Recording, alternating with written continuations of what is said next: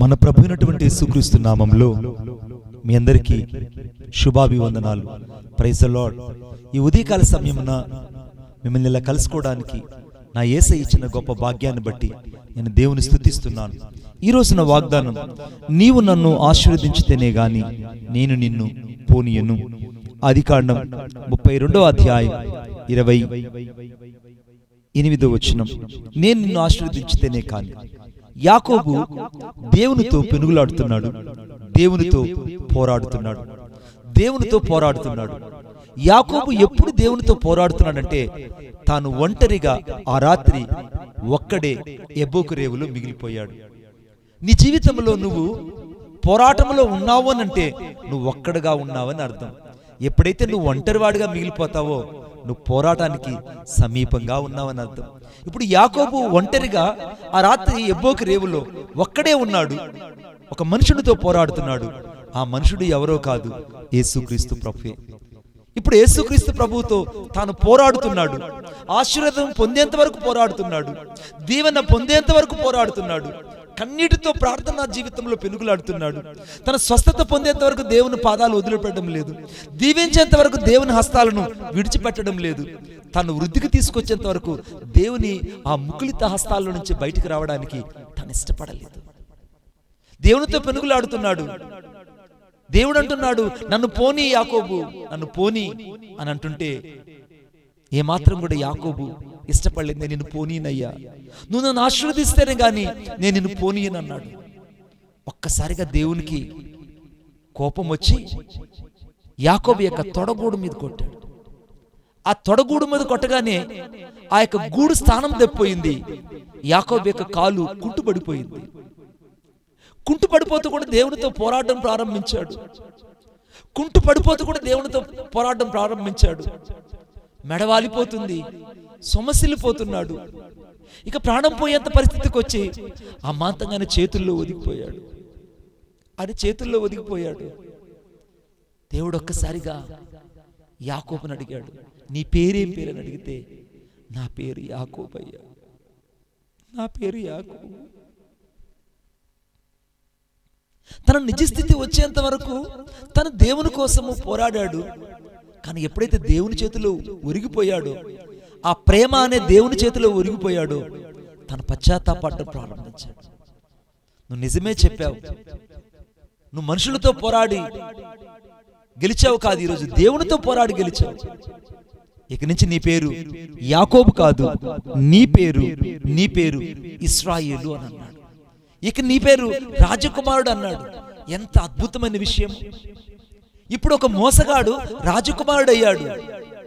తన తొడగూడు స్థానం తప్పిపోయిందని బాధపడలేదు. ఉదయాన తను కుంటుకుంటూ వెళ్తుంటే అందరూ, ఏమి యాకోబు నువ్వు కుంటుకుంటున్నావనంటే, నేను కుంటుకున్నా పర్వాలేదు కానీ నేను ఆ ప్రేమ హస్తాలలో ఒదిగిపోయాను కనుకనే ఆయన నా జీవితాన్ని మార్చేశాడు.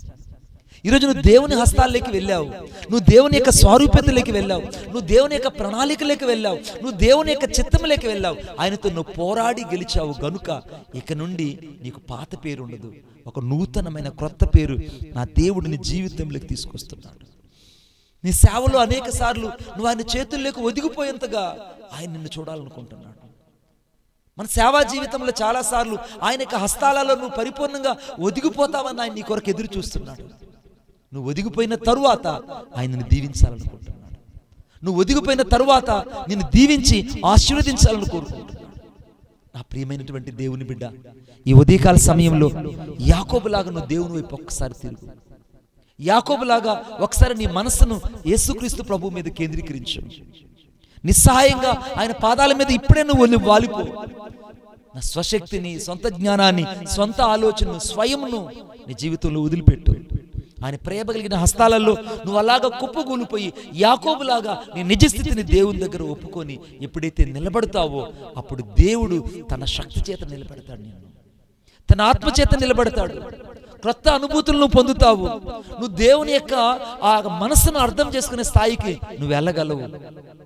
నువ్వు నన్ను ఆశీర్వదించితేనే గాని నేను నిన్ను పోనీయనన్నాడంటే ఆశీర్వాదానికి ముందు పోరాటం ఉంది, పోరాటానికి ముందు గూడు వసిలిపోయింది, గూడు వసిలిపోక ముందు పశ్చాత్తాపడ్డాడు, పశ్చాత్తాపానికి ముందు తన నిజస్థితిని దేవుని దగ్గర ఒప్పుకొని ఆ ప్రేమ హస్తాలలో ఒదిగిపోయాడు యాకోబు. ఈరోజు నువ్వు దేవుని ప్రేమ హస్తాల్లో ఒదిగిపోవాలని దేవుడు కోరుకుంటున్నాడు. చిన్న చిన్న లోపాలు, చిన్న చిన్న బలహీనతలు, చిన్న చిన్నవి నీకు అవరోధాలుగా ఉండొచ్చేమో, కానీ వాటన్నిటి విషయంలో నువ్వు యాకోబులాగా నీ నిజస్థితిని ప్రభువు దగ్గర ఒప్పుకో. యాకోబులాగా నువ్వు పెనుగులాడడం దేవుని యొద్ద నేర్చుకున్నావు, కానీ పెనుగులాటలో నీకు కావాల్సింది పశ్చాత్తాపం కావాలి. పశ్చాత్తాపానికి బదులు నువ్వు పరిపూర్ణంగా దేవుని యొక్క ప్రేమ హస్తాల్లో ఒదిగిపోవడం దేవుడు చూడాలి. అలాగ చేసినప్పుడు నిశ్చయముగా ఆయన్ని ఆశీర్వదించి నిశ్చయముగా నిన్ను దీవించును గాక. మన పరిచర్యలను దేవుడు దీవించును గాక. దేవుడు మనల్ని ఇరుకులో నుంచి విశాల స్థలంలోకి దేవుడు తీసుకొని పోవును గాక. ఏదైతే నీ ముందు పర్వతాల్లాగా ఈరోజు ఉన్నాయో ఆ పర్వతాలన్నీ నీకు త్రోవను కలుగు చేసి నీకు రాజమార్గాలు దేవుడు సిద్ధపరచును గాక. ఆమేన్. తలలు వంచండి, ప్రార్థన చేసుకుందాం. ప్రేమగల మా తండ్రి, నీకు వందనాలు ప్రభువా. నా జీవితంలో బాధలు నన్ను గెలిచిన, ఒకవేళ చావు నన్ను గెలిచిన, నా ప్రభువు కోసమే నేను జీవించిన, మరణించిన, నా సర్వస్వం నీవేనయ్యా. అందును బట్టి నీకు వందనాలు. ఈ ఉదయకాల సమయంలో నువ్వు నన్ను ఆశీర్వదించితేనే గాని నేను నిన్ను పోనీయను. ప్రభా, నువ్వు నన్ను ఆశీర్వదించాలనుకుంటున్నావు, నీ ప్రజలను ఆశీర్వదించాలనుకుంటున్నావు. అందుకే ఈరోజు నువ్వు నా ముందు నిలబడ్డావు, మా ముందు నిలబడ్డావు. అనేక సార్లు మా యొక్క జీవితము స్థానం తప్పిన, మా శరీర అవయాలు మాకు స్థానాలు తప్పిన మేము కుంటివాళ్ళు అవ్వడానికి మాత్రం కాదు, కానీ బాహ్యంగా మేము కుంటివారం అయినప్పటికీ మమ్మల్ని ఆత్మ సంబంధంగా బలపరచడానికే మమ్మల్ని సిద్ధపాటు చేశాడు. అందుని బట్టి నీకు స్తోత్రాలు. ఒక రాజకుమారుడుగా నన్ను ఉంచడానికే ఈ భూలోకములో నన్ను నీ కొరకు సాధనంగా ఉంచావని మాకు యాకోబు ద్వారా తెలియజేశావు. అందుని బట్టి నీకు స్తోత్రాలు. ప్రతి ఒక్కరిని దీవించండి, ఆశీర్వదించండి. నీ కృపలిగిన అభిషేకం చేత నింపమని నజరేయుడైన యేసయ్య శక్తి కలిగిన నామములో ప్రార్థన చేసి వేడుకొనుచున్నాను తండ్రి.